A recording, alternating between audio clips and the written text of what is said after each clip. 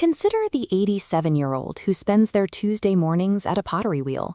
They learn new glazing techniques with ease, recall the names of their entire class without hesitation, and maintain the activity level of someone half their age. This person is a superager, part of a demographic in their 80s and 90s whose cognitive performance matches that of people decades younger. For most of the 20th century, this level of preservation was considered a biological impossibility. The prevailing medical consensus stated that the adult brain was completely hardwired, making cognitive decline a fixed, inevitable decay. But 25 years of data from Northwestern University has challenged that assumption. Researchers discovered that superagers produce twice as many young neurons as cognitively healthy adults their exact same age. These individuals prove that aging doesn't have to mean a loss of mental clarity. Instead, the brain remains a variable that we can actively influence. The idea that the brain could change was first proposed in 1890 by William James.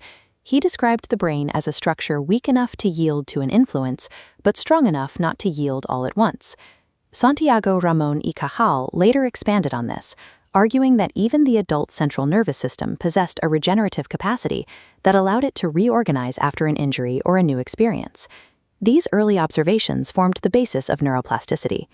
We now know that the brain is not a static machine, but a dynamic network that rewires its own circuitry and function throughout our lives. We see this physical adaptation in London taxi drivers. To pass their exams, they must memorize a mental map of 25,000 streets, a process that has been shown to physically enlarge their hippocampi, the brain's primary hub for memory. This evidence suggests that our neural architecture is a living, responsive system. It adapts its own physical structure based on the specific signals we choose to send it. The most critical signal begins with sleep. Far from being a period of passive rest, sleep is a non-negotiable biological maintenance sequence. During deep sleep, the brain activates the glymphatic system. Acting as a biological pressure wash, it rhythmically pulses fluid through the tissue, flushing debris between neurons. This clears out amyloid beta peptides, toxic proteins that, when accumulated, form the plaques associated with Alzheimer's. The consequences of missing this maintenance are measurable. Insomnia is associated with a 36% higher risk of dementia, while sleep apnea raises Alzheimer's risk by 45%. Because of this, we have to view poor sleep as an active driver of neurodegeneration, rather than just a side effect of it. The next signal is genuine curiosity. Acquiring a difficult new skill, like a second language or a musical instrument, forces the brain to adapt to entirely new patterns of thought. This is distinct from passive brain training games. It is the psychological flexibility and the willingness to struggle for something unfamiliar that prevents cognitive atrophy. This mental effort is amplified by physical exercise, which is currently the most well-documented neuroprotective behavior in science. This chart tracks how physical movement triggers the release of BDNF, a protein that acts as a biological fertilizer for the brain. BDNF increases blood flow to the memory hub and directly supports the growth and maintenance of young neurons. In both mental and physical contexts, the stress of exertion is what signals the neural network that it needs to expand. The final habits are social. Socialization is perhaps the most underrated factor in long-term cognitive health.